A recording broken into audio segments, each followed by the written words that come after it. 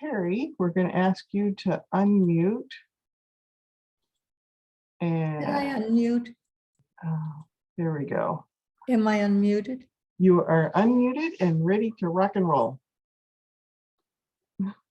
Okay, and it's a half a minute to go, so I don't want to be accused of starting early and people not being here. So I shall wait 10 more seconds. There we go. I think the most important thing that I can say today is that I've spoken with Sal and he's improving. And of course, he sends his regards. He would have called in today. Definitely Sal would have called in, but his doctor appointment is at the exact same time as this class. So he's doing well, and he's Sal. You know, that's all I can say. Tough guy, macho. Not as macho as he thinks, but he's macho. Today was always going to be a day where we did questions and answers and maybe sharing, which I know is hard to do when there's about 100 people in the class and it's Zoom, but just please feel free to, towards the end, share anything that you'd like to share and ask any questions that you can think of. I can't swear that I'll have the answer, but I can swear that I'll get the answer for you and I'll have the answer to a question mailed out to everyone. So we can rest assured about that. We have a very quick video that I'd like to play for you and for myself because I don't remember what the video is. And I guess, George, if you could take it away with the video, I'd be grateful.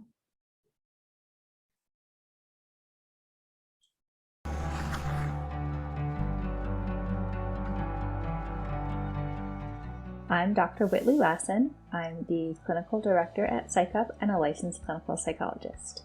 Today we wanted to talk about a specific type of evidence-based therapy called cognitive behavioral therapy, or CBT for short. I'm so excited today to be joined by Dr. Andrew Bertagnoli. Dr. Bertagnoli is a licensed clinical psychologist and a psychology professor. He was actually my professor in an intro to CBT course in graduate school. And what I learned from him really inspired me to learn more about CBT and to get more training and pursue becoming a CBT therapist myself. So welcome, Dr. Bertagnoli. Thanks for having me. Excited to be here and talk to you about one of the things that I really enjoy about doing psychotherapy is doing it from a cognitive behavioral perspective. The first question is, what is CBT? CBT stands for cognitive behavioral therapy, and it's a theory that's used to help understand people's psychology as well as psychological distress. The C in cognitive behavioral therapy, or CBT, refers to cognitive. Cognitive is our thoughts, our beliefs, and our attitudes, the way we think about things and what we think about things. And the B, the behavioral, refers to what we're doing. So the main idea behind CBT is that our thoughts, our feelings, and our behaviors have a powerful effect on each other, and they can create a cycle of sorts. This cycle can either be helpful and allow us to cope with everyday events and live a life that we find fulfilling and productive, or sometimes the cycle can get in our way. It can make it hard for us to adapt to changes, to bounce back from setbacks or disappointments. And then we can begin to have prolonged emotional distress and often engage in behaviors which can then block us from living the kind of life that we want to live. So the theory shows that making a change in either what we're thinking, meaning the self-talk or the internal dialogue that we have, or by changing what we're doing or sometimes not doing, that can have a lasting and powerful impact on how we're feeling on a day-to-day basis. So what you're saying is that thoughts can influence our feelings, and if we change our thoughts, that can change our feelings or our emotions. Or changing our behaviors can also change our feelings or emotions. And when you work with a CBT therapist, you would look at changing both your thoughts and your behaviors. Am I getting that right? CBT with a therapist tends to start out with helping you develop an awareness of what you're thinking. So the idea is that we are constantly kind of talking to ourselves in our heads as we go through life. So what you'll do in CBT is looking at whether a thought is accurate or not. Maybe I was walking down the street and I saw you, Whitley, on the other side of the street, and I waved and I even yelled out, Whitley, Whitley, and you just walked by. You didn't acknowledge me. I might have a thought, she's mad at me. She doesn't like me. I did something wrong that she's upset with. Now, those thoughts I was having in the moment started making me feel bad. But if you're working with a therapist, they might say, well, let's look at one of those thoughts. And maybe it's the thought I identify as that she's mad at me. That would be horrible if Whitley was mad at me. And then you and your therapist would work together to figure out, well, let's look at it. Is that thought 100% accurate in that moment? So then I might be encouraged to look for evidence. What have you done that would make Whitley angry? And I would then say, well, what have you done that would demonstrate that that thought isn't accurate, that she isn't angry? What else could be a reason why she's not waving back at you? So maybe it is I didn't respond to Whitley's email. I didn't return her phone call. I didn't like something she posted on social media. Those all may be evidence to support why Whitley might be mad at me. But then let's also look at why maybe she's not. Maybe she didn't hear me. It was a busy street. There was lots of traffic. There were 4 lanes of traffic and there was a bus. Maybe she didn't see me. Maybe she was busy doing something else or preoccupied. What you would then work with your therapist on is trying to do that same activity in real time. So that when you're walking the street, I wave to you, you don't wave back. Rather than me starting to feel depressed, having thoughts that you don't like me, I might say, that's interesting. Whitley didn't wave back. Wonder what's going on. Maybe she didn't hear me. Maybe she didn't recognize me because I'm wearing different glasses or my beard is bigger. And then my action might be different. Rather than my first action might be maybe avoid you because I don't want to confront you or I don't want you to tell me you're mad. Maybe I'm like, you know what? I'm going to shoot Whitley a quick text. Hey, just saw you walking down Main Street. Hope you had a good day. A very different behavior. So that's the way that your therapist would work is identify the thoughts, evaluate the thoughts, and then determine, are there more helpful thoughts to have? And then also look at different ways of behaving. I think that's a really great example. Thank you for explaining a little bit about what it might be like to work with a therapist who's using CBT. And if you need some help in finding a trained CBT therapist, a great resource is the Association for Behavioral and Cognitive Therapists. The website is findcbt.org/FAT.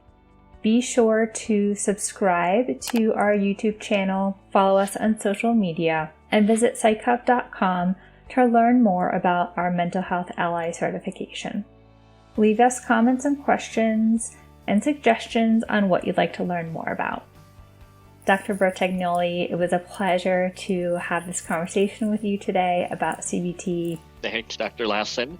I enjoyed it as well, and I do hope that folks are able to get the help that they need, and hopefully CBT will be a part of that solution for them. Thank you for running that for me. Most of you aren't going to go to a CBT therapist. So I think a good question that we can ask is, how can we CBT ourselves? And I'm going to change the name based on this course. And it is cognitive behavior therapy.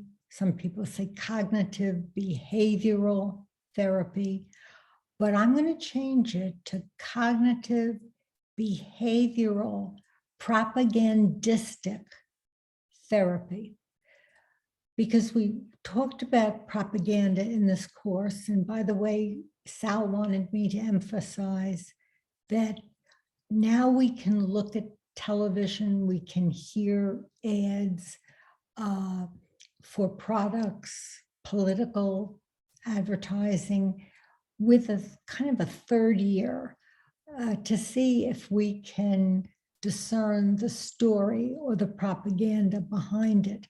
Because unfortunately today the news is propaganda. It's you turn to one channel, you hear one thing, you turn to another channel, you hear something else. And I've always said, where's Walter Cronkite when you need him? You know, the news, just the facts. Some people I know, to get the facts, they listen to the BBC News. Sort of sad when you think about it. But anyway, back to our subject, because many of you, not many, but some of you wanted to know some practical stuff, like what can I do for me? And that was a good video and explained it well, but now let's explain it a little bit differently so that we can CBT ourselves. I want you to be the biggest propagandist that you can possibly be for yourself, because what you're hearing, the tapes that play in your ear, are the tapes that people are spouting around you. It's the tapes that you learned when you were a child, and we just keep self-propagandizing ourselves because those are the tapes. And oftentimes the tapes are what gets us into some emotional distress. So how can we go about CBTing ourselves? Well, understanding that you think, cognition, you think, you feel, and you behave all at once. It just all happens at once. And people are misguided when they think that what they're feeling is a direct byproduct of the event or the attitude or something that they hold in their head. So for example, if you flunk a math test as a kid and you're depressed because you flunked the math test. Or, you know, if you're a teenager and your girlfriend dumps you, you're depressed because your girlfriend dumped you. It's so rational, it's so reasonable, and it seems like it's the truth, but it's not. So you're not depressed, terribly depressed, almost to the point where you can't function, and you're obsessed with being depressed because you flunked the math test, or you're obsessed with being depressed because your girlfriend dumped you. It's so logical that A, the event caused C, the emotional consequence, and nothing could be further from the truth, because you're depressed about flunking the math test because what you tell yourself, it means that you flunked the math test. You're depressed because your girlfriend left you, but it's really because of what you think it means that your girlfriend left you. So CBT is not changing our thoughts, which change us from rational, reasonable people to people that are delusional and say, oh, wasn't it the best thing in the world that I flunked the math test? Or thank God she left me. I dodged a bullet. I didn't even dodge a bullet. I dodged a cannon, because it's the belief.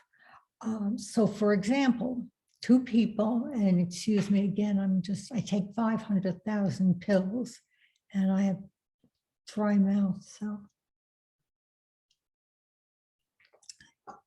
Again, excuse me.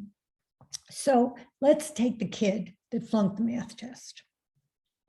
What is he telling himself that makes him so depressed? Well, we can sit back and remember a week or so ago, that gal with criminal justice, they said, what's the one tip you could give everybody? And she said to slow down. That's what we have to do. when we are experiencing an emotion that's unpleasant, because there are no emotions that are good or bad.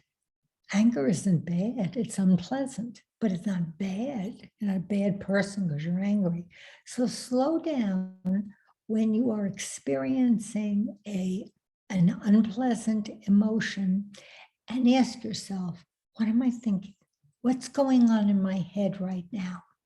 So the kid that flunked the math test, he slows down and he thinks, I'm not going to get into the college I want to get into. I'm going to flunk the math course. I really don't understand what's going on. Oh, am I in a lot of trouble? Oh, my life is ruined because I flunked the math test and I'm going to flunk the course. I just know I'm going to flunk the course. Now, if that's your belief, you're going to have a very unpleasant, extreme emotional consequence as a result of your belief that you flunked the math test. But if you can slow down and quiz yourself mentally, let me hold on for a minute. Okay, I can always get a tutor. They even have free tutors. I can get a tutor. There's no shame in getting a tutor. I now know kind of what his tests are like. It's just one test. I'll do better next time. I know I'll be scared when I go in to take the test the next time because I really want to do better. But I'm not happy that I flunked the math test, but I'm okay with it. I don't like it, but I'm okay with it.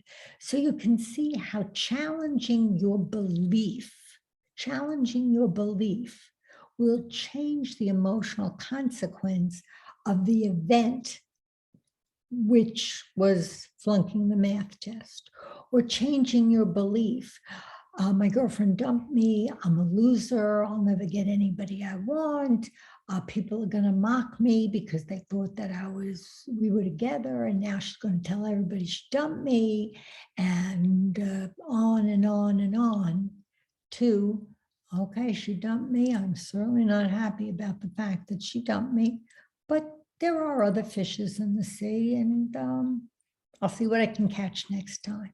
So again, it's not converting an emotional consequence to something that's nutty.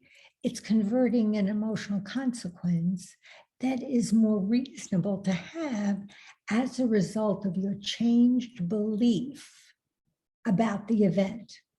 I always used to say to my clients in therapy, I want you to be a jury, and I want you to be a jury of one person. You're the jury, you're the judge, jury, you're the executioner, you're everything.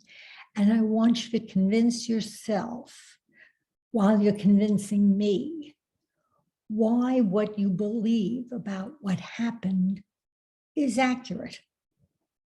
And very often, if not almost all the time, when they have a really horrifically unpleasant emotional consequence where their functioning in life is altered, they can change it by just slowing down and examining, what am I telling myself it means that this happened? So that's what we can do in real life, because some of you wanted practical tips, like, so what can I do for myself? I'm not going to a therapist. What can I do for myself? So that's something you can do for yourself.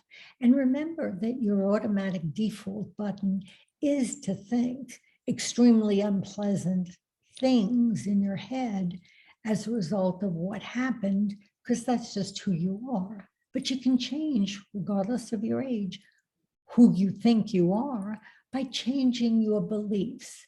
And we hold on to some really dangerous, ugly beliefs. For example, life should be fair. That bogs you down, that bogs anybody down, especially when you hear of good things happening to people that you know aren't so nice. We should, we ought, we must to ourselves. So there's an old REBT phrase, I will not should on myself today, Because when we think something should happen or should be, and it isn't, we don't feel so hot because it was a should. So change that should to I want, but it's not a should. There's very little in life that's a should. I should not murder, that's a should, but very little. It's really, just dogma that is there and it's permanent. And if you violate it, you're in trouble. So all our shoulds, all our musts, all our ought tos need to be changed in our heads to I want. Because want is very different from need. A kid who wants a date on a Friday night will be selective about whom he or she dates on that Friday night. But if you gotta have, you ought to have, you must have a date on a Friday night, you're gonna take just about anybody that comes along because it's a need, I need it. No, you don't, you want it. And another thing that we need to kind of change in our heads, and we can do it by ourselves, is changing what we feel has to happen. Changing the need to a want. Changing my mother makes me crazy when she does such and such. Or I get so depressed when my boss does such and such. No, the boss is not making you depressed. You're making yourself depressed based on the belief that you hold about what the boss just said to you or just did to you. So reseizing control for ourselves is so helpful. And it goes along with CBT stuff because we're saying, I make myself crazy when my boss says this to me. I make myself so depressed when my mother does this or says this to me. No, remember, I make me. Nobody else makes you. They don't have a gun to your head. Nobody else makes you feel a certain way. You make yourself feel that way. And if you can make yourself feel that way, you can unmake yourself feel that way.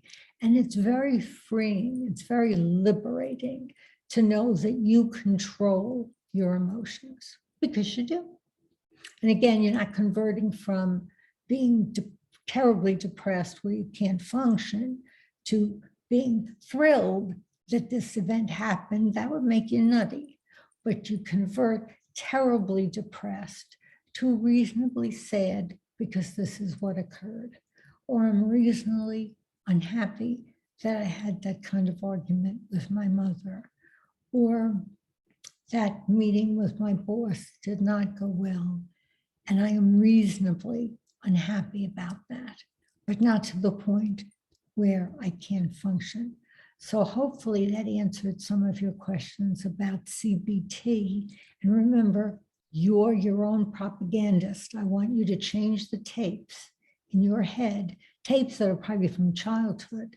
Change those tapes in your head and you'll see that you'll feel a lot better. I think I mentioned at the very beginning, please watch the YouTube Bob Newhart, Stop It. It's very funny, it's very fast, and it's really very true. We got to stop a lot of the stuff that we tell ourselves. Another thing, and again, excuse me. Another thing that we do is we wonder about certain kinds of feelings that we have. Are they bad enough for me to seek help? So I thought today we would touch upon pretty rapidly so that we can open it up to whatever you'd like to share or ask about either psychology or propaganda. Again, can't promise, I'm no guru, but I'll do my best in answering it if I can. One of my favorite answers when I taught graduate school was, I don't know, but I'll find out. So many of the adjuncts would answer when they didn't know. And I said, don't do that. Just tell them you don't know and you'll find out. I wish we could take more time with CBT, but that's kind of a course in itself. I used to teach a course at Ollie on, it was like a Psych 101 kind of class. Anyway, so we're going to talk a little bit about depression, and we're going to talk a little bit about anxiety, and I'll talk as fast as I can so to kind of get it in this short class. Let's take a little bit of an anxiety questionnaire. I'm going to mention a few things, and I want you to, if you have a pen or a pencil, run and go get it now. I won't say anything important for the next 30 seconds. Probably won't say anything important for the entire class, but that's another issue. Because I want you to write down your answer to what I'm going to ask you. So run and get your paper and pencils. And if you're like me, I had to write something down quickly yesterday, and I used lipstick to write it down because I couldn't find a pen. All right, so here goes. This is an anxiety screen questionnaire. Now remember, don't take this as gospel and like, oh my God, I'm so anxious, I need help. No, just take it. And that way you can start to challenge yourself as to why, what am I thinking that's making me so anxious? But here it goes. So over the last 2 weeks, just over the last 2 weeks, how often have you been bothered by the following problems? And it's going to go from 0, not at all the way up to 3, nearly every day. So 0, not at all over the last 2 weeks. 1 would be several days over the last 2 weeks. 2 would be more than half the days over the last 2 weeks. And 3 would be nearly every day. Okay, first, feeling nervous, anxious, or on edge. Not at all. Almost every day. Give yourself either a 0 for not at all, or 3 for nearly every day, or 1, 2 if you're somewhere in the middle. Not being able to stop or control my worrying. 0 if that's not a problem, all the way up to 3. If it's really a problem, it's nearly every day. Worrying too much about different things. 0, not really in the last 2 weeks, all the way up to 3, nearly every day. Trouble relaxing. 0, not at all, up to 3, nearly every day of the past 2 weeks. Being so restless that it is hard to sit still. 0, not at all, 3, nearly every day. Becoming easily annoyed or irritated. 0, not at all, 3, every day, or almost every day. Last one, feeling afraid as if something awful might happen, waiting for that other shoe to drop. Not at all, 0, 3, nearly every day. Now I'd like you to add up your points.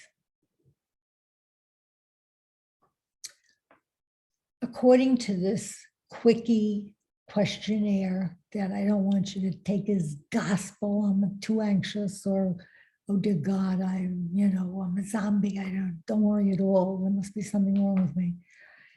If you scored anywhere from 5 to 9, you have mild anxiety, according to just this questionnaire. If you scored 10 to 14, you've got moderate anxiety. If you scored 15 to 21, you've got severe anxiety, and there might be some changes that you'd like to make in your life, which would be kind of appropriate. All right, I'm going to do 2 seconds worth of depression and anxiety as to when you might want to really, certainly you want to CBT yourself, but you might want to consider going to somebody and having a talk about what's going on, because there's help out there. There's talk therapy like CBT, and there's medication that some people take for a short period of time just to help the brain chemistry get back to normal, whatever normal is. And, or a combination, that's definitely the best, but there's help out there. So depression. Do I have to worry that I'm depressed? Depends. And I wouldn't say that you have to worry, period. You just might want to ponder doing a little bit more in your life than you do to kind of get out. Now, whenever I ask my students, how often, how long should the depression last before you really seek assistance or want to do something about it? And I usually get answers, like if I ask this class, I would get answers 3 months, 6 months, a month. Guess what? The answer is 2 weeks. 2 weeks of more days than not feeling depressed, having a depressed mood for most of the day, having a disinterest or lack of pleasure for all or almost all activities, difficulty sleeping, excessive sleeping, lack of energy, fatigue, feelings of worthlessness, guilt, difficulty concentrating, focusing, repeated thoughts of suicide or death. Those are some of the symptoms that can be displayed in someone who's depressed. And if you have some of those symptoms and it's lasted more than 2 weeks, you might want to think about doing something.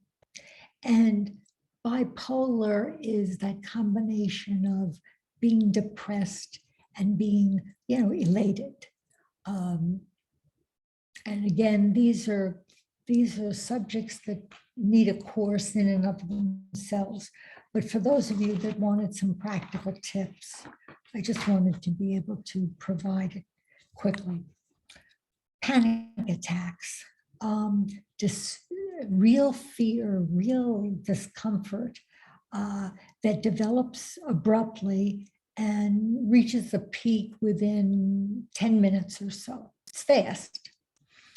Palpitations, pounding heart, accelerated heart rate, sweating, trembling, shaking, shortness of breath, choking, being nauseous, feeling dizzy, lightheadedness, feeling sort of detached from oneself, almost like a sense of unreality, a fear of losing control or going crazy or dying, numbness, tingling, chills, hot flashes, comes on fast and leaves fast.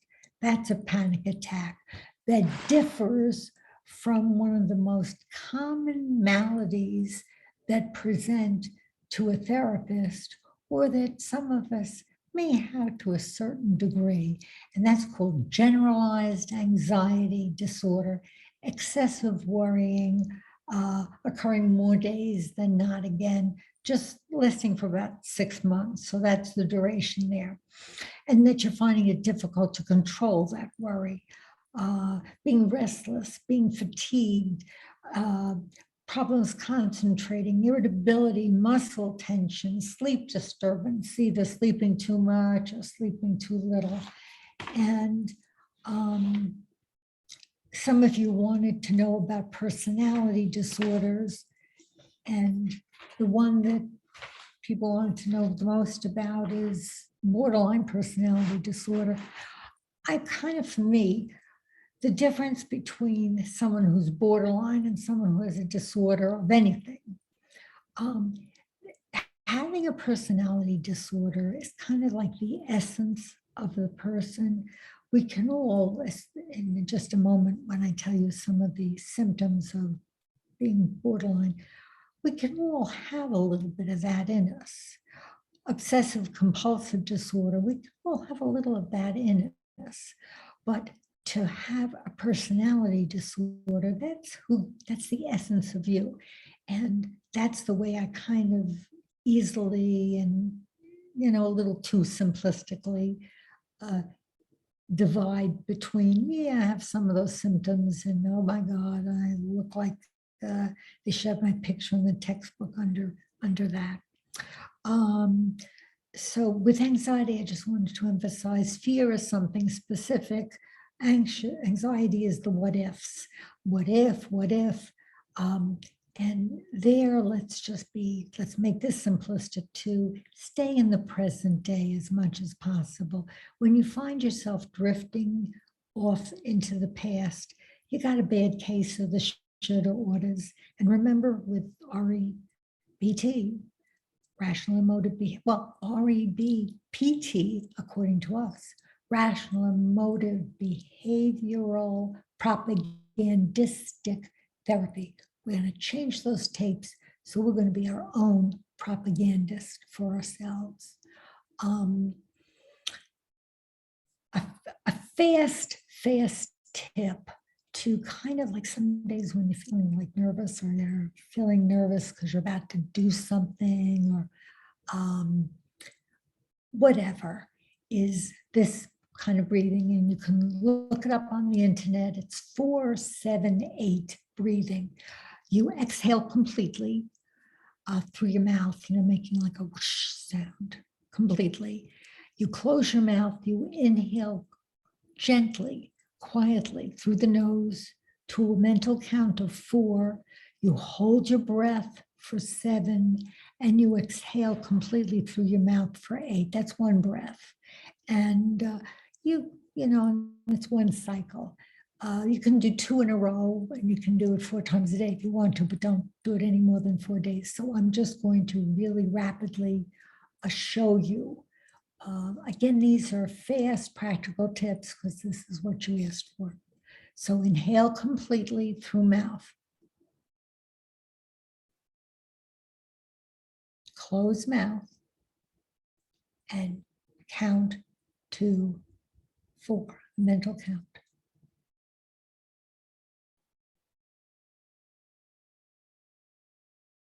Exhale completely through the mouth to a mental count of 8. So it's 4-7-8. As I said, you can look it up in the on the internet for something a little bit further. And let me see if there was something else I wanted to touch base with you. I think, again, if you display any of the symptoms that I had mentioned, you can think about maybe you might want to talk to somebody. Maybe you want to talk to a friend. In the 60s, they used to do a lot of experiments, and one of the things that they came out with that the therapist didn't like was sometimes you can get as much from talking to a credible, rational friend than you can from a professional, says the professional licensed therapist. But sometimes you need us. And besides, we help you feel better because you think to yourself, my therapist is such a kook, and if she can survive, I guess I can survive too. Borderline personality disorder, for some reasons, there are a few of you out there that are fixated on that. It's an instability, a pervasive instability in personal relationships and self-image, abandonment issues, you better believe it. Real or imagined, you got it. Unstable, intense, personal or interpersonal relationships. Impulsivity in areas that put you at risk. You gamble, you buy too much. There's promiscuity. Perhaps even suicidal gestures, threats, self-mutilating, cutting behaviors. Just a marked, crazy reactivity to mood. It's just intense moods that can last a few hours or, in rare cases, days. inappropriate anger, difficulty controlling anger, swearing. What do you mean? I made a fool of myself and I yelled at you that day. No, I didn't. You're making it up. You're gaslighting me. I didn't do that. And I resent you for doing it. Very, very chaotic. So for some reason, many of you wanted to know about borderline personality disorder. So I hope I covered as quickly as possible to leave enough time for questions and answers and any sharing that you'd like to do. So people that know how to do technical things will unmute everybody because I don't know. And they will see if someone has their hand up because I wouldn't notice that either. I wouldn't notice a double homicide if it happened in front of me. The cops would interview me and say she obviously is lying and doesn't want to get involved, when the reality is I didn't notice it. So with that in mind, let's open it up. So everybody, you can put your videos back on, and if you have questions, you can use raise the hand. And again, I just think that, a wealth of information here. It probably takes you a minute to kind of process it all, and before you even have a question. And we want to give kudos to George for running the video without Sal here. Woohoo! Maybe that's why it ran well. No, just kidding. And again, for those of you who weren't here before 11 o'clock, Sal is improving. I've spoken with Sal. He would be calling in today, but his doctor appointment is at the exact same time as this class. And that's kind of the way these things always work. So who has questions? Dave. There we go. Any question? Anyway, make it up if you don't have a question. Okay, and I'm going back to the propaganda part. Basically, we have the lowest unemployment we've ever had. Life is really good, and people are concerned about immigrants when we got jobs to fill. What's the issue? The issue is whatever it is in your own head, isn't it? And sometimes the issue is the person you listen to last. People can be very fickle. People can be easily changed, or we're malleable, we're flexible. Whoever gets to us last and we consider to be a credible source, that's the issue. That's the issue. That's the issue. Some people are harping on that we didn't get the Build Back Better issue, and there certainly was a lot of propaganda with that. There's a lot of propaganda. Again, it's partisan stuff. So I would never get in. I'm not knowledgeable enough to talk Democrat versus Republican. It's dangerous anyway to make those kind of divides. But it's really whom you listen to, what channel you listen to. That's the issue. The issue is immigration, or the issue is, inflation. The issue is the president is doing a great job. He got our allies to come back to us to work together, which is so important with this horrible situation in Ukraine. Or we've got a leader who hasn't done enough about Ukraine, or we have a leader who has some processing difficulties, or we had a leader who was sociopathic. Whom did you listen to last? And the tapes that you play in your own head, and they're there. Many of us heard parents who were kind of politically involved, and they were staunch Democrats, or we're a staunch Democrat, or they were staunch Republicans, and we're a Republican. I think it was Churchill who said, if you're not a liberal in your 20s, you don't have a heart. And if you're not a conservative in your 50s, you don't have a brain. So pick it. Eileen, what's your question? Well, I don't have a question, but I do have a comment. And I was going to say, I think we have to be very careful of advertisers, because what they do is take our wants and they try and make them into needs for us. And of course, we don't need these things. And but they try and manipulate us. So that's all. I don't watch them much. Indeed, they are, and they're very successful at it. Like one of the most successful commercials is, "I need a Kleenex." Like we brand the tissue, even if we don't buy a Kleenex, but we're supposed to buy Kleenex. "I need a Kleenex." That's great, you know.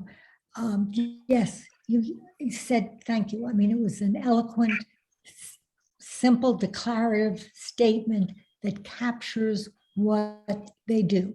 They convert a want into a need, or they even create the want/need that you never had. And remember, we had all those sources, like, you know, they repeat it enough, it becomes a fact, or get a credible person, someone who's respected or admired or looked up to. And for some strange reason in this crazy country, it's usually a celebrity. Oh, if Tom Selleck is selling reverse mortgages, it's got to be good. You know, that kind of thing. No. They absolutely do. Sometimes they just manufacture the want/need that never existed in the first place. Lynette, what do you have? Hi there. This is something I always wondered about therapists. How do you turn off your knowledge so that you have relationships with friends, family, when you're not analyzing people? You know, and that's one of the things that we're accused so much about. You're analyzing me, or, you know, cut it out. Or, you know, for me, and I found this for my students who are therapists in training, it's kind of like for those of us that used to know how to do run a manual car, there's a real mental shift into your therapy persona, because when you're a therapist, you really, really, really listen. It's very fatiguing. But when you're a normal citizen, your mind drifts off, whatever, and doesn't happen. And it's the last thing we really want to do. It's kind of like being a hairdresser. You don't want to have to come home and cut your friends' hairs. You're tired of it. So yeah, that's really not a problem. We don't do it. We're accused of doing it all the time, and we do not do it. You know, generalize, but we don't do it. It's easy. It's just a real shift, a mental shift into therapy mode. Got to listen, got to be, you know, every once in a while we'll say things that sound like we're in a therapy mode, but we're not, and we shouldn't be. Thank you. Make up a question, make up a share, do something. Well, everybody's I been, could sing Moon River or something. I mean, if I had a piano, get up on a piano and sing Moon River. I can talk a little bit more about, do you have any okay, some of you were interested. Let me see if I have this. Okay. You know, as I always say to my students, have a plan B. You always have to have a plan B. People are interested in stages of grieving. And I think one of the biggest mistakes we tell ourselves is that if we're familiar with the Kubler-Ross stages of grieving, that it's linear and that you have to go through all of these stages. A, it's not linear. B, you don't have to go through all these stages. And C, you can throw the whole thing out and it's you.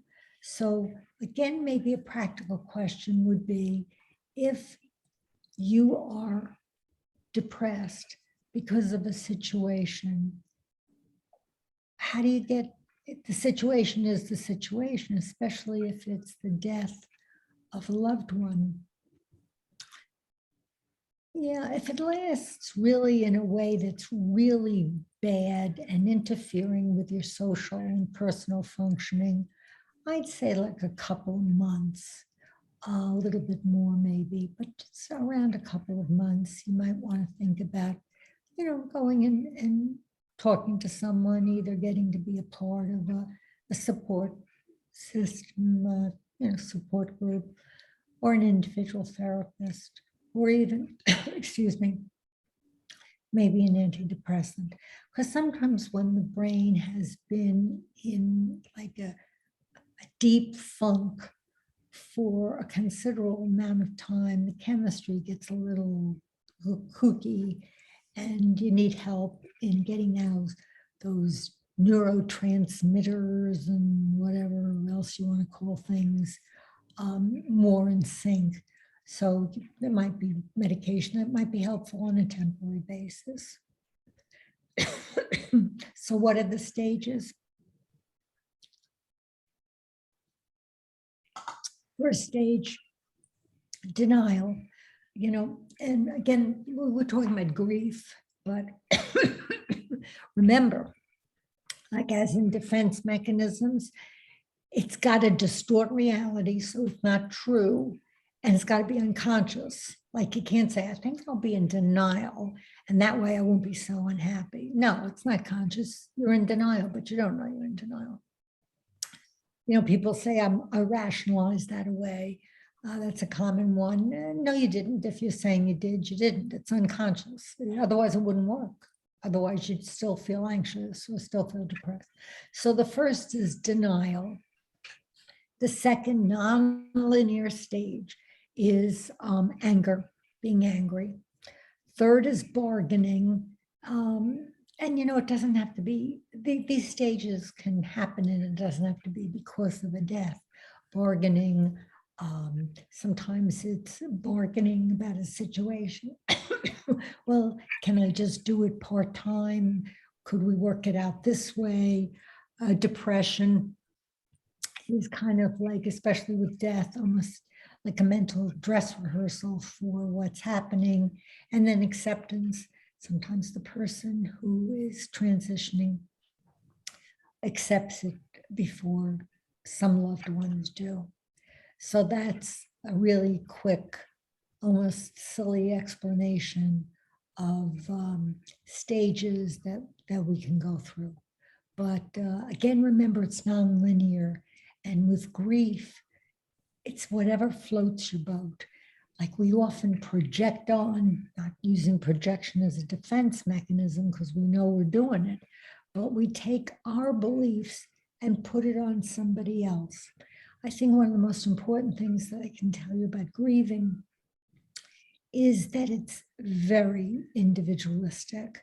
So maybe the person does keep the room as a shrine, and you want to say, stop it. He's no longer with us. Convert it to a den, do something with it.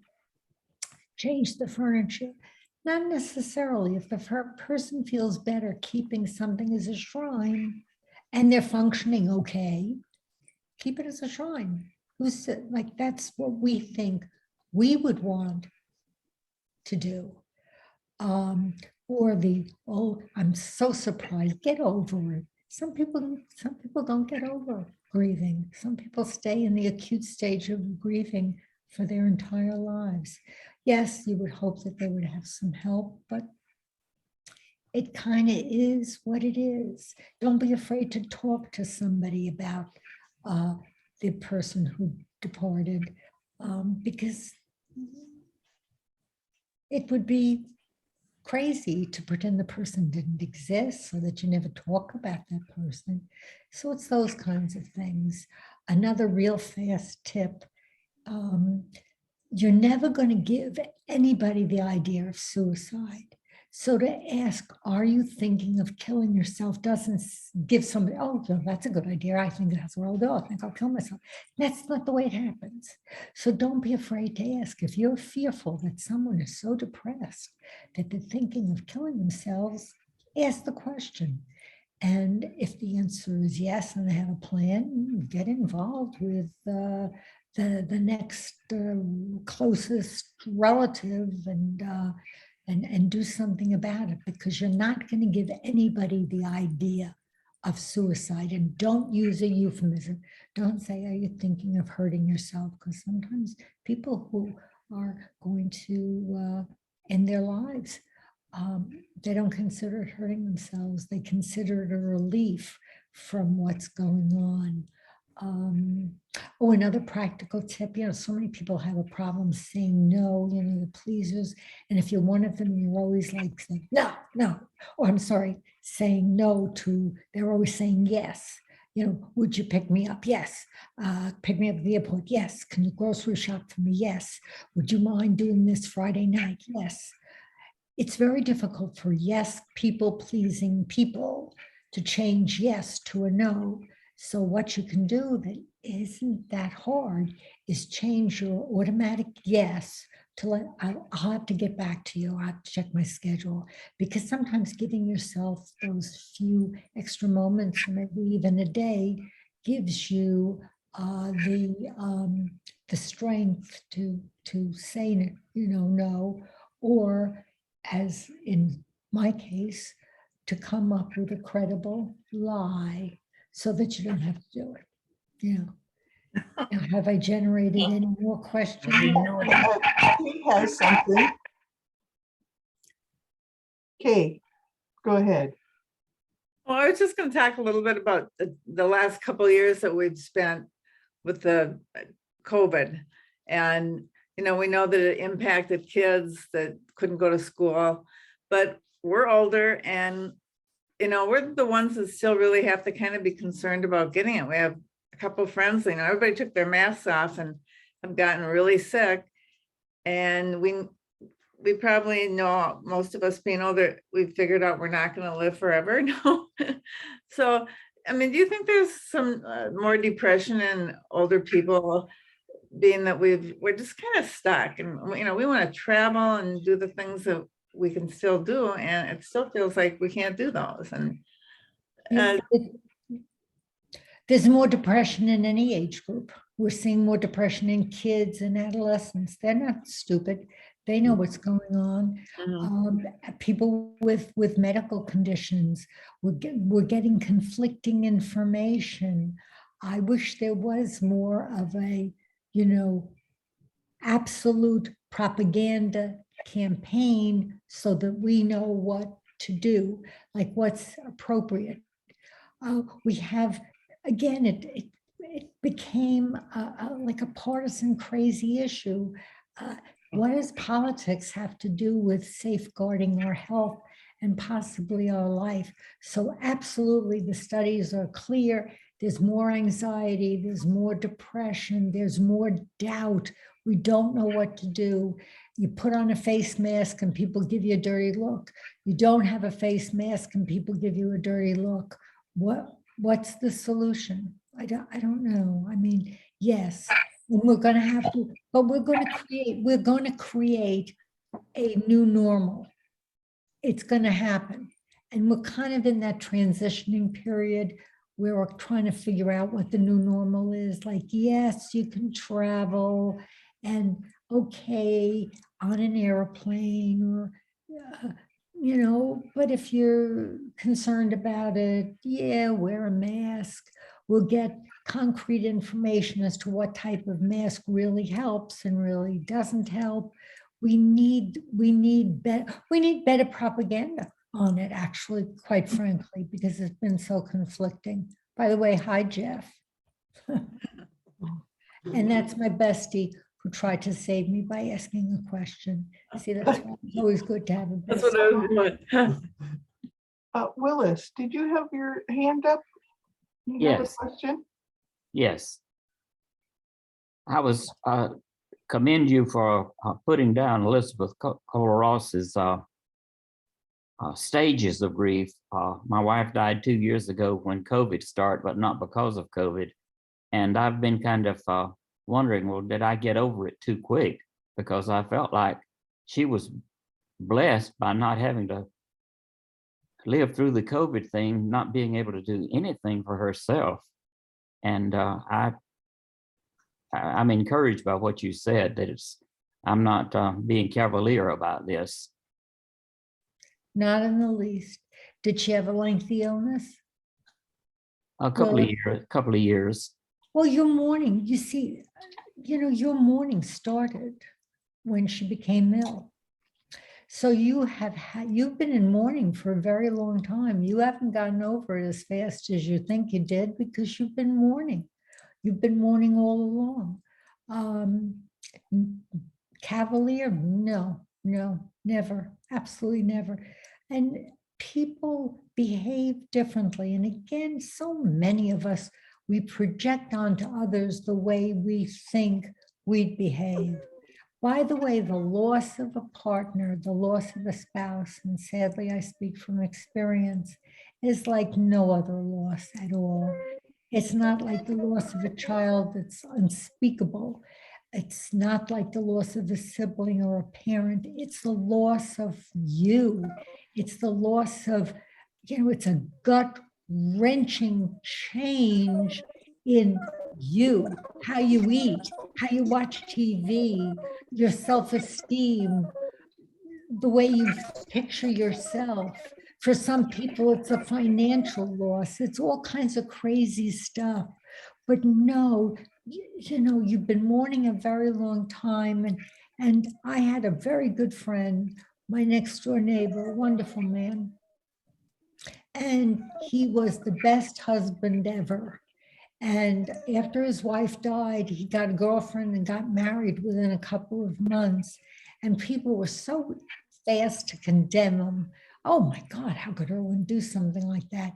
You know why Erwin did something like that? Because he had such a wonderful marriage and that he felt okay about himself and he wanted to continue to live life.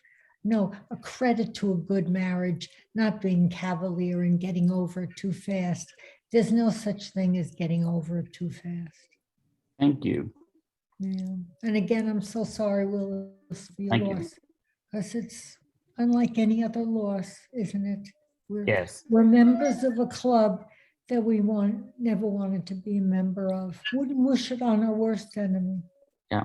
It's Yeah. 56 years of wonderful time. At 39 for me, and I joke around. I said, maybe I should have married a bum and then I could have gotten over it faster, but he was a great, good person. He was really an angel. And I wish I were just idealizing the dead. I'm not.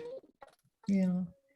Any other thoughts? Oh, good. Thank you, Joy. I can see a hand. Uh-oh. Joy, we can't hear you. You're muted, Joy. Or it doesn't look like she's muted.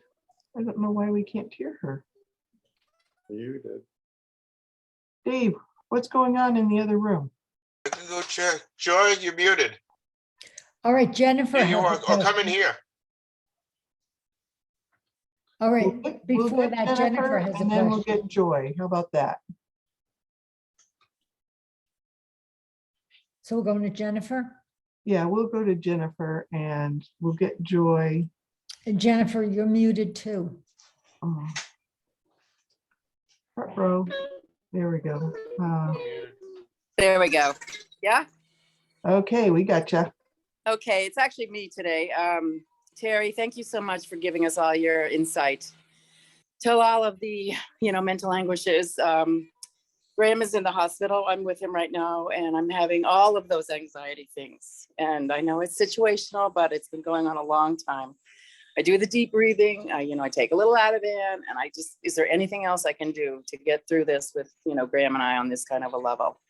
It just seems ongoing. You say 2 weeks, and I'm thinking, yeah, 2 weeks, easy. So Yeah. Anyway. The Ativan is certainly helpful. So many people are against medication. No. Medication doesn't change who you are. Medication helps you be the person you are. And I not noticed that. and Ativan, yeah, fabulous. I just take a little antidepressants. half, and it just makes me feel like I'm normal, nothing drugged, just like I can I'll be think, honest, I can't think. absolutely. I asked my primary, that's exactly what I wanted. I wanted half of the lowest dose, which I think is a milligram. So of Ativan, just to kind of make it through the day. And he goes, no, I'm on an antidepressant. You know, it helps. Do you have a support system? Do you have a good friend to talk to? Do you I have do. family I do members who are- normally, and Graham and I Yeah. are worried, and but I just feel like I'm living in that level of anxiety all the time, and I don't want to make it all about me. But when you're mentioning about how you have anxiety that sort of comes and goes, and if it's constant, you start feeling like, the bus is gonna fall over you. So Right. we've got a therapist starting for Graham possibly next week, but now he's in the hospital, so I might take him actually, but. I don't know what else to do. I just need to somehow, I hear about go out and take a walk and all those things, but Oh, yeah. Eat I feel healthy. Don't listen to the news. No. Yeah, all the tips that people give you to feel better about life. okay. The person who prescribed the Ativan, was it a psychiatrist? Or No, was it's it just a primary. primary care. Yeah. Yeah, I always told my students, no. If you need an anti-anxiety or an antidepressant, go to a psychiatrist. That's their specialty. Okay. And my primary in Colorado is the one that put me on the antidepressant. My suggestion would be to go to a psychiatrist. You might need a little tweaking of the dosage, not to make you a zombie. That's not our objective. No. To make you a zombie, but it's to help you get through the day. You're Right. nervous. You're always nervous. It's unhealthy. It's physically unhealthy to always be nervous. And that's what you want to do. That's what worries us all, Graham included. Yeah. Graham's here and and in pain, and it just breaks my heart to watch, and you just don't know what you can do. And so anyway, just take care of myself. My psychologist friend said to me. Yeah. Easier said than done. You know something?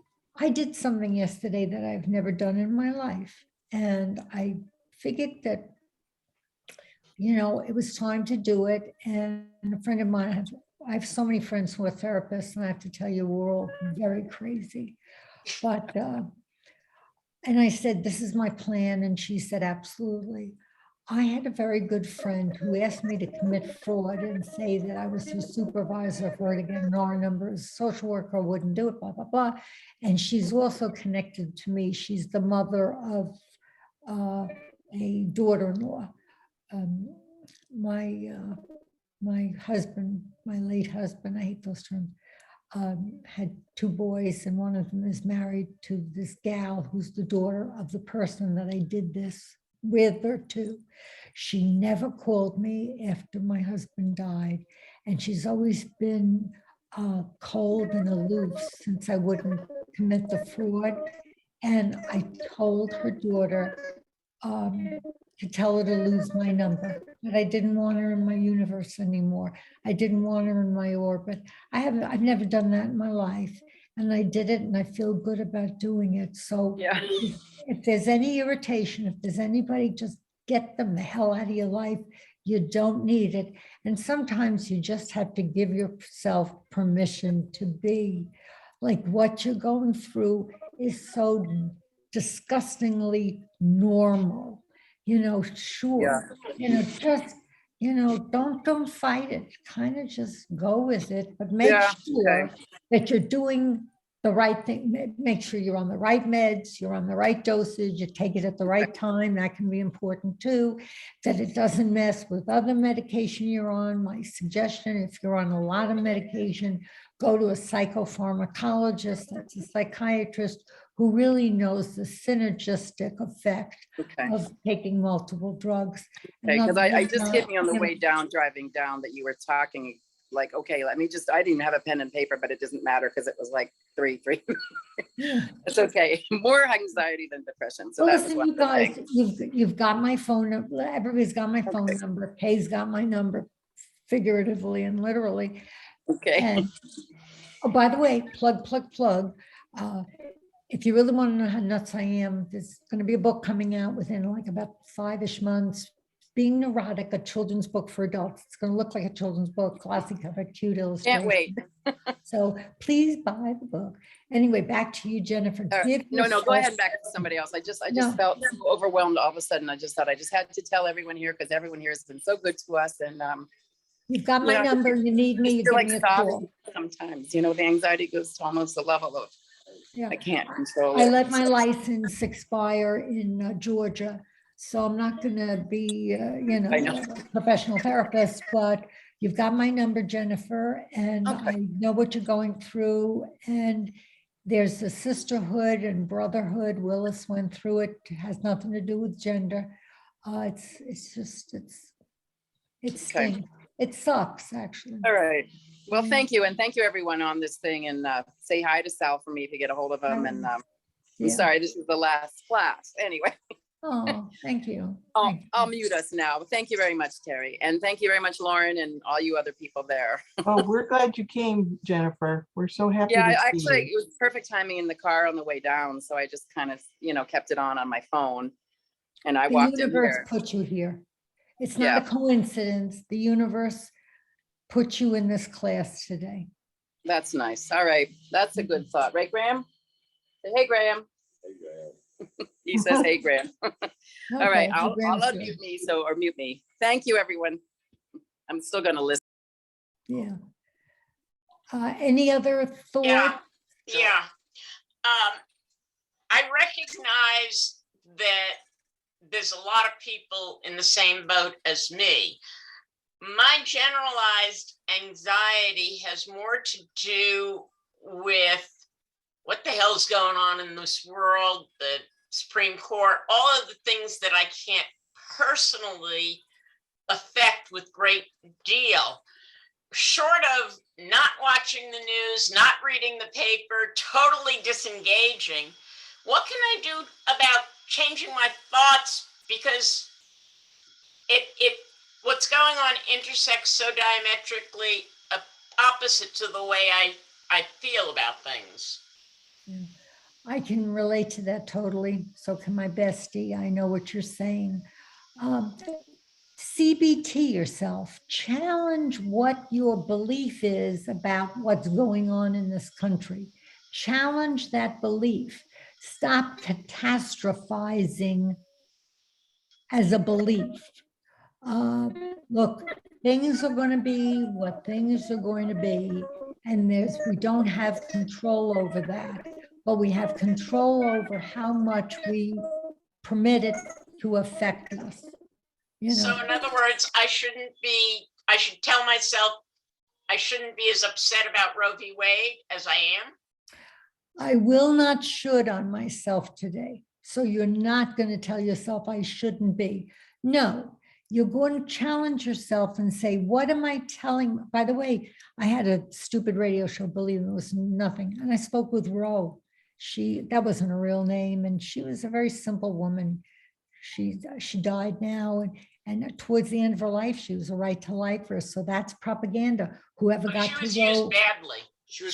she found out the outcome listening to a radio. They used her, and then they didn't have the respect enough to call her to say what was going on. No, you don't tell yourself I shouldn't, because I will not should on myself today, but challenge yourself in terms of the degree of upsettedness it's causing you.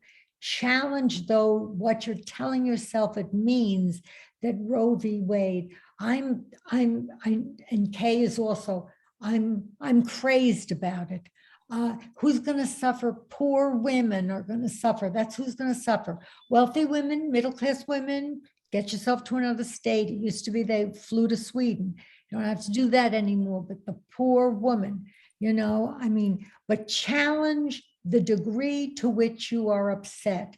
Learn to not divorce yourself, but learn to, and not compartmentalize in terms of it's a defense mechanism. You don't know what you're doing, because you do know what you're doing. Put it on the back burner.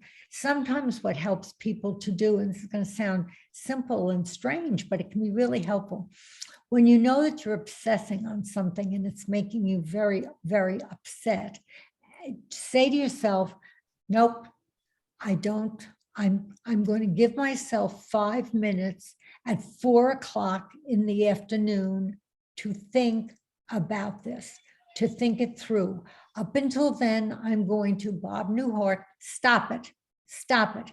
It's on your back burner. You're going to talk about it at 4 o'clock. 4 o'clock or whatever the time would be that you aren't doing anything, so that you can devote yourself to really challenging what is causing you to be as upset as you are. If it is affecting your social, your personal functioning, no, it's unreasonable. Challenge the belief so that it can go from unreasonable to reasonable. Well, I'm not going to get pregnant, so I'm not worried about having an abortion. But I have to tell you, I've had many clients who had abortions, and I've never had anybody that really took it lightly. It's not an easy thing, but it's a woman being able to be in control of her body, which is terribly important. And, you know, I hate to think that we're going back to the 50s where, you know, people just did horrible things. They used coat hangers in public bathrooms. I mean, this, you know, this, and it's, you know, Goes back to subjugating women. That's a whole other subject too, you know. Terry, on that same topic, channeling that energy into positive, or maybe creative, you know, energy towards fixing, or I don't know, we can fix it, but yeah, maybe if you can do something positive, does that also help? Oh, Lauren, I'm so glad you brought it up. See, you're a therapist, better than I am to bring it up. Yes, conscious sublimation. You're not really sublimating, because remember, any defense mechanism is unconscious. But a conscious sublimation, saying join a group that's fighting it. Absolutely do something so that you feel that you are part of a potential solution, as opposed to just obsessing on it and ruminating. But the ruminating, the obsessing on it is going to be, you're going to challenge that. And you're also going to say, I will not should on myself today, because a lot of us are saying, this is not fair. It should be fair. This is crazy that they didn't interview the Attorney General, what's his name, so that the court would be different. It's not fair that Ruth Bader Ginsburg didn't retire. She was in ill health. And if she had retired at a certain time, no, stop the ruminating, stop the obsessing. Lauren is better than I am. Do something constructive so that you can channel that energy into something that's productive. Well, and we would have to think you giving this class is very productive for all of us. Oh, thank you. Yeah. So do we have any more questions out there, or concerns, comments? Does cable news make you crazy regardless of which side you're listening to, and you're better off not watching cable news? I'm glad you phrased it just that way. Does cable news make you crazy?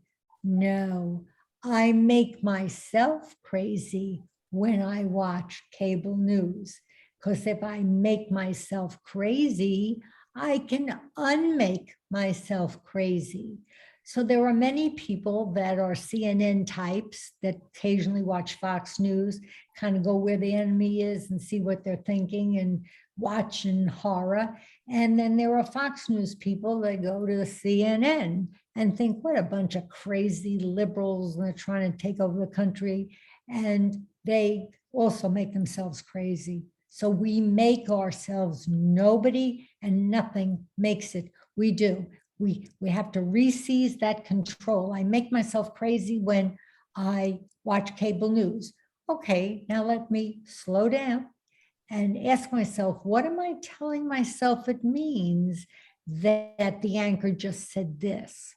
What am I telling myself it means that I get so crazy seeing the war in the Ukraine?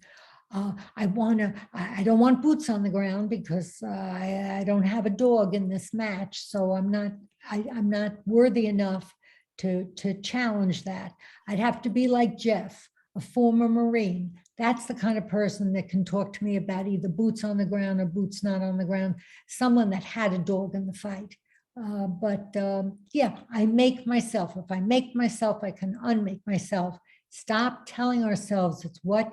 Remember, we're going to have rational, emotive, behavioral, propagandistic therapy. We're going to be our own propagandist. We're going to be the biggest.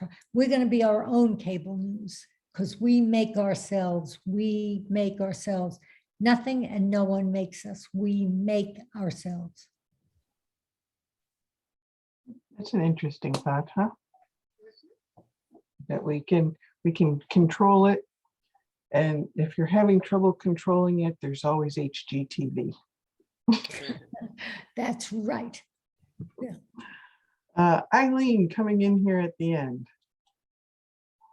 Okay, well, I just like Lauren said, we have both been telling people that are so upset about the war and all and what's happening in this country, get involved, I hope, with the Democratic Party. But do something. I've always found that in my whole life. If I can do something, I don't get depressed. It's only when I can't do anything about it. Say somebody is sick and I can't help them, then I am very upset. But if you can help a person or help a situation, and definitely Lauren and I are always trying to get people involved. You can see who my mentor is. So much better. I can't tell you. You just feel good. Yes, you do. You do. And sometimes it's just a matter of giving a little bit to a GoFundMe, for the war in Ukraine. It's so unfair. It is so bad. It is so horrific. Life should be different. I will not shut on myself today. Bad things happen. Bad things happen to good people. Bad things happen. Life, sometimes it isn't so fair. Maybe we're left with hoping that after this life, there's something else that kind of, makes it fairer. But sure, and you're talking, Eileen, about having control. You feel that you have control because you're doing something. So yes, absolutely. You feel better because you have control. I am doing something, and I'm doing something that's productive. So there we go. So I think this was a really great wrap up to our psychology and propaganda, and how we shouldn't just take everybody else's propaganda. We should create our own to change our lives for the better. Mm-hmm. Thank you. And again, I love what that anchor says, because I just, he always goes, thank you for the privilege of your time. And that's what I want to thank all of you. Thank you for the privilege of your time that you came today to listen to me. And again, our Sal is improving, and he would have definitely called in, but he had a doctor's appointment at this hour. We appreciate you getting up in the middle of the night to come here and spend some time with us. That was my pleasure. Above and beyond the call of duty. Aloha, as they say down here. Yes. Mahalo. That's all I know. Mahalo. Mahalo. Yeah, mahalo. Thank you. Let's hope you say thank you. I don't know how they say. I think they say you're welcome with aloha. I think aloha just is generic. Hello, hi. What's that sign that they use? Hang loose. Yeah. Down here. Yeah. Hey, well, hang loose, everybody. Everyone wants to unmute and thank Terry for all her time with us. And my pleasure. We're so appreciative. Here, I give you a little hand there. And thank you everybody for coming and participating with us. And the summer session will start in July. And so we'll hopefully we'll see everybody back on Zoom at that time. All right. So, be safe and well, and thank you all very, very much. Thank you.